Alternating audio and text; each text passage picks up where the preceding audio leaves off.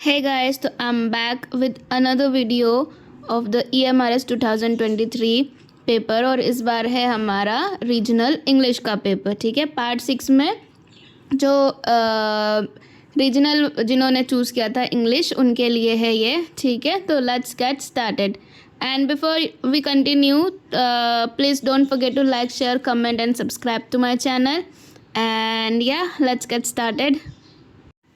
तो सबसे पहला क्वेश्चन है हमारा कि it needs to be done with care. इसमें से हमको ये पार्ट ऑफ स्पीच का क्वेश्चन है। ठीक है, तो आपके पास में प्रोनाउन है, वर्ब है, एडवर्ब है और नाउन है। ठीक है, प्रोनाउन है,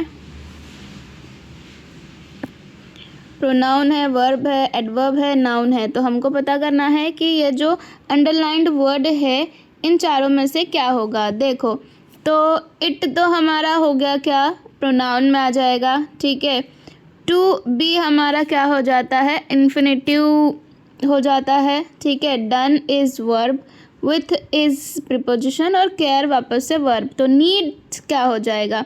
अब देखो इसमें इट के साथ में आ रहा है वो, यानी कि प्रोनाउन के साथ में आ रहा है। तो प्रोनाउन के साथ में या प्रोनाउन के जस्ट बाद क्या आता है, तो बेसिकली या मोस्ट ऑफ द टाइम जो है वो क्या आता है, वर्ब आता है। तो इसका आंसर क्या हो जाएगा हमारा, वर्ब। तो इसका सही आंसर हो जाएगा कि इट्स अ वर्ब। नीड्स जो है वो क्या है, हमारा वर्ब है। ठीक है, let's move on to the next. है कि व्हाट डज ही वॉन्ट। अब इसमें व्हाट पर अंडरलाइन किया गया है कि व्हाट इन चारों में से क्या होना चाहिए। क्या ये प्रोनाउन है, क्या ये एडजेक्टिव है, क्या ये एडवर्ब है या नाउन है। तो क्या हो जाएगा, व्हाट व्हाट इन चारों में से क्या हो जाएगा। ठीक है, तो देखो जब सेंटेंस के स्टार्टिंग होता है तो या तो वो नाउन होना चाहिए या प्रोनाउन होना चाहिए। ठीक है, एडजेक्टिव एडवर्ब तो क्या होता है कि ये बाद में आता है या फिर किसी नाउन के साथ में लगेगा। ठीक है, एडवर्ब क्या करता है कि वर्ब जो होता है हमारा, वर्ब की विशेषता बताता है। और एडजेक्टिव क्या करता है, नाउन या प्रोनाउन जो होता है, ठीक है, उनकी विशेषता बताता है। आ रहा है समझ में। ठीक है, तो एडजेक्टिव एडवर्ब तो ये नहीं होगा। और नाउन हमको पता है कि नाउन क्या होता है, नेम्स वगैरह होता है, जगह का नाम और किसी व्यक्ति का नाम, वस्तु का नाम। ठीक है, ये सारे क्या चीज़ होती है, नाउन। तो बचा हमारे पास क्या है, प्रोनाउन। तो इसका आंसर क्या हो जाएगा हमारा, प्रोनाउन। और अगर हम प्रोनाउन के टाइप्स देखें तो उसमें जो है व्हाट जो है वो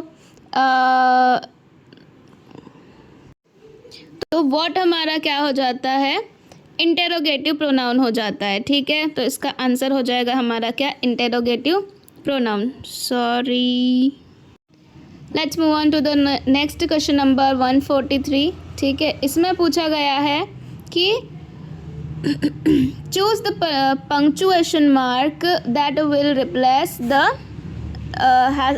star mark in the following sentence। ठीक है, ये हमारा सेंटेंस दिया हुआ है और हमको पता करना है कि यहाँ पर क्या आना चाहिए। ठीक है, यहाँ पर क्या आएगा, अंडरस्टूड है।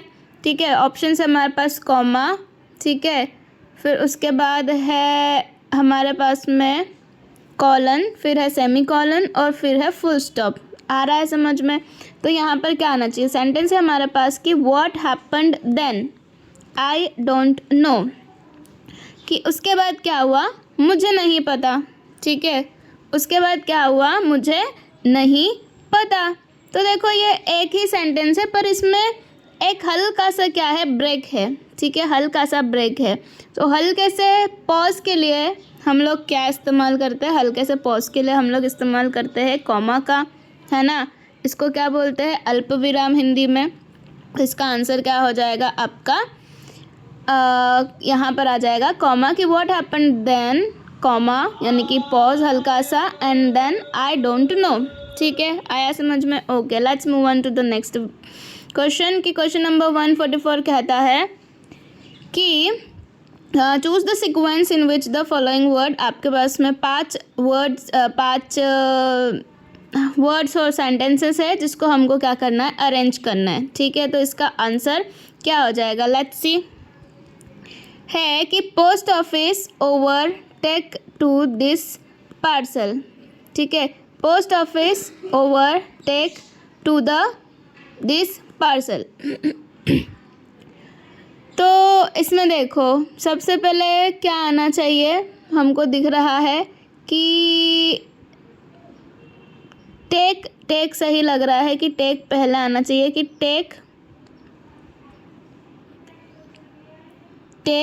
ठीक है, टेक पहले आ जाएगा। उसके बाद है दिस, उसके बाद दिस पार्सल टू द, फिर क्या आ जाएगा, नहीं सॉरी ओवर आ जाएगा इसमें। ठीक है, ओवर आ जाएगा हमारा थर्ड, और फिर हो जाएगा टू द, क्या हो जाएगा ऑब्जेक्ट हमारा पोस्ट ऑफिस। आया समझ में? तो देखो कैसा सीक्वेंस बन रहा है, सी पहले आना चाहिए, तो ये रहा सी फर्स्ट में ही हमको सी मिल गया है, तो इसका आंसर क्या हो जाएगा, सी वाला, CEBDA हो रहा है क्या, CEBDA।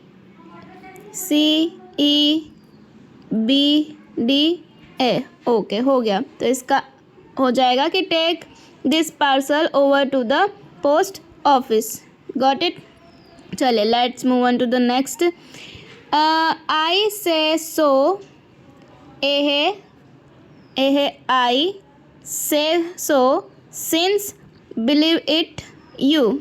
ठीक है, अब इसका क्या हो जाएगा, I say so since believe it you.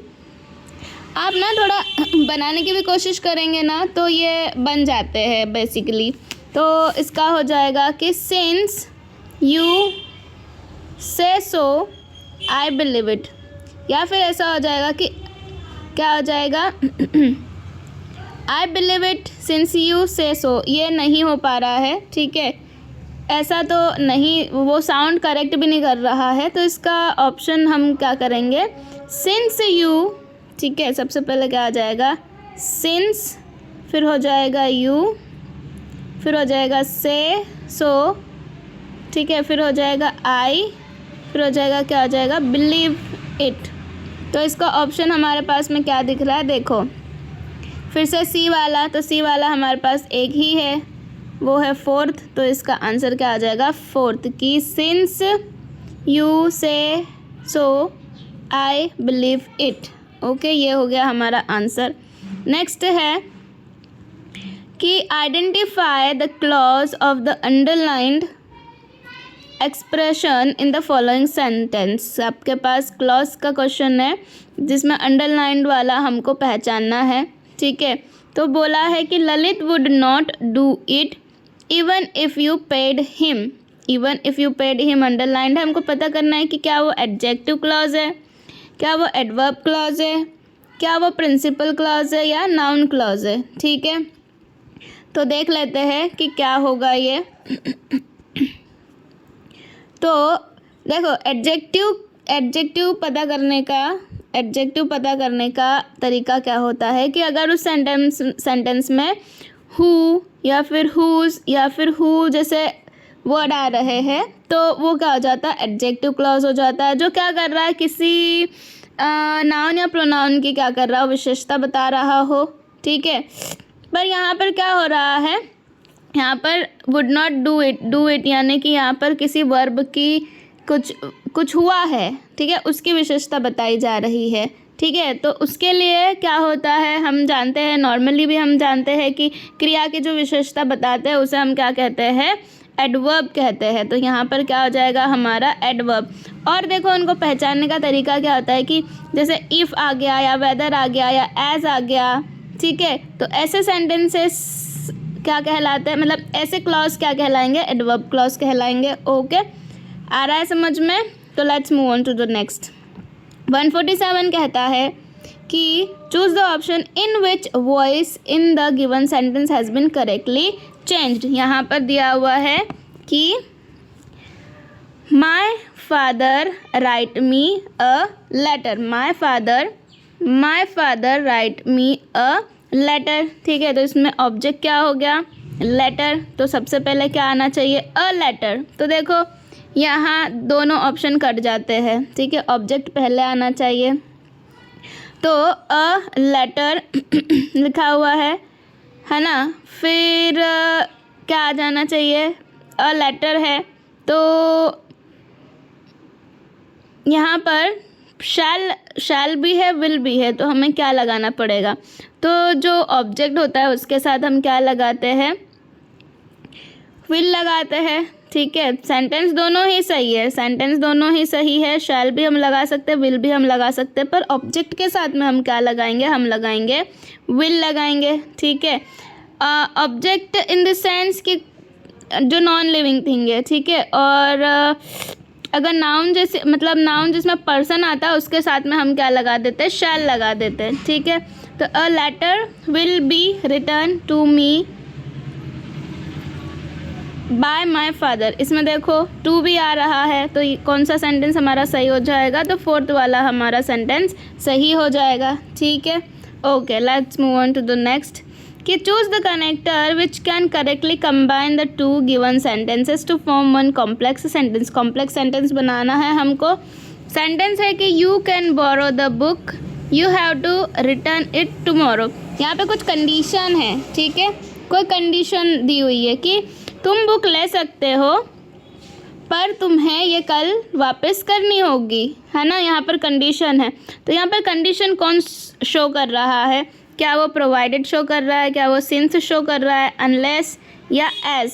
तो यहाँ पर कंडीशन कौन शो कर रहा है, आपका जो परंतु है। ठीक है, प्रोवाइडेड जो है वो हमको क्या कर रहा है, कंडीशन शो कर रहा है। तो इसका आंसर क्या हो जाएगा, provided you return it tomorrow, है ना, परंतु तुम्हें ये कल वापस करनी होगी। ठीक है, तो हमारा आंसर हो गया provided. Okay, let's move on to the next कि identify the sentence in the following tense. In the following tense हमको करना है पता इसमें। ठीक है, टेंस पता करना है हमको।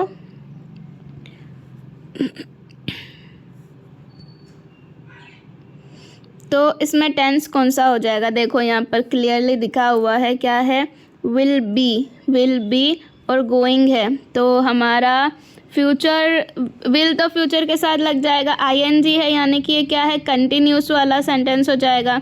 ठीक है, तो परफेक्ट तो नहीं ही है ये, प्रेजेंट और फ्यूचर इंडेफिनेट में आईएनजी नहीं लगता है, तो हमारे पास बचा क्या ऑप्शन, फ्यूचर कंटिन्यूस का, तो हमने फ्यूचर कंटिन्यूस पे टिक लगा दिया। Okay, let's move on to the next, last है ये कि identify the clause of the underline expression of the following sentences. देखो प्रिंसिपल और नाउन क्लॉज पहचानना बहुत आसान है। ठीक है, तो अगर नाउन क्लॉज के लिए तो हमको दैट देखना पड़ता है, पर प्रिंसिपल क्लॉज और इजी है, जिसमें नाम आ गया, और जिस प्रिंसिपल क्लॉज को पहचानना ऐसा इजी है कि वो उसको किसी और की पूरे सेंटेंस की ज़रूरत नहीं पड़ती है। ठीक है, जैसे राम नोज़ लिखा हुआ, राम नोज़ कि राम को पता है। इसे क्लियर हमको समझ में आ रहा है कि कुछ है जो राम को पता है। ठीक है, पूरा कंप्लीट मीनिंग वो दे रहा है सेंटेंस का। तो इसका आंसर क्या हो जाएगा, हमारा प्रिंसिपल क्लॉज। ठीक है, आया समझ में, प्रिंसिपल क्लॉज हमारा हो जाएगा। और यहाँ हमारे जो रीजनल इंग्लिश के क्वेश्चंस है वो ख़त्म होते हैं। I hope you like this video, and if you like this video तो don't forget to like, share, comment and subscribe to my channel। और अब मैं प्रैक्टिस सेट लेके आऊँगी आपके सामने, तो तब तक बने रहिएगा। एंड या दैट्स इट फॉर टुडे।